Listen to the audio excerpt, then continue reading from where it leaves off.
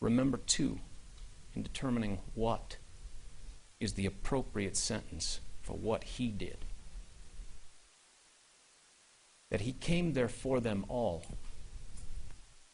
The 700 rounds, the grave risk of death, and it wasn't sufficient to come prepared to shoot and to kill them, but to deprive them of the first responders that might have shown up to stop him or render aid.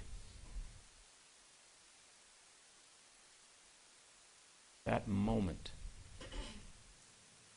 that picture's way too lit, but that moment when he stepped in with that tear gas and that gas mask, that 12-gauge shotgun, the 100-round drum clip in his assault rifle, the 40-round magazines on his person, and he stops pulling the trigger only because the trigger stopped working. Does that get a life sentence for that conduct?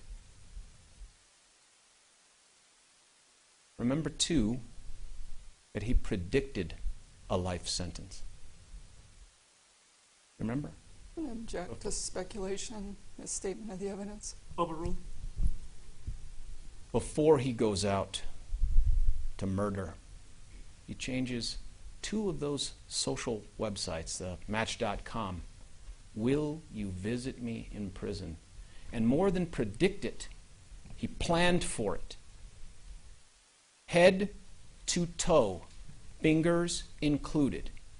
There wasn't a millimeter of flesh exposed to any possible pain or injury. He made sure that on July 20th, one person and one person alone would be guaranteed to survive. And that was him.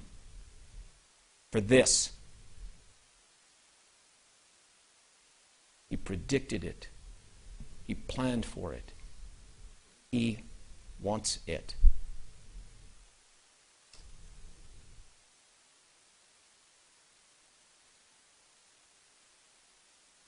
Does this and everything else warrant a life sentence? That's not justice. That's not a reasoned moral determination. On July 20th, 2012, he came into that theater to perpetrate a mass murder.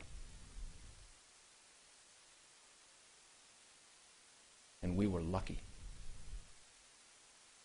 The tear gas canister he fumbled, the apartment that didn't explode, the weapon that jammed, the hero first responders. They kept these 12 pictures from becoming hundreds of pictures. You remember, thank you. You remember that moment. 911, where's your emergency? I can't hear you. What address? Theater, Colorado. I can't hear you. Give me the address again. There's gunshot. What address?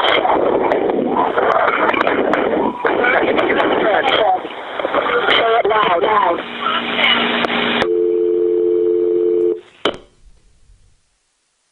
You can't get justice for them. They are beyond the reach of this court and the law. And so you should not go back there and think about how to get justice for them. But we can appreciate the gravity of the crime that took them from us and treat it appropriately. You cannot get justice for them, those that came here to tell you how they have become part of the living dead, where parts of their lives are forever gone. That the silver lining to getting up every day is that it is one day closer to being reunited with their loved ones. You cannot get them justice, and you should not seek it. Bless you.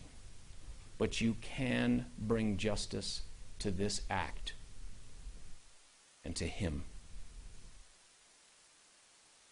And for James Egan Holmes, justice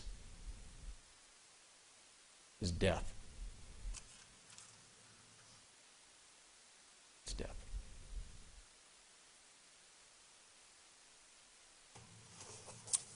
Thank you, Mr. Bruckler.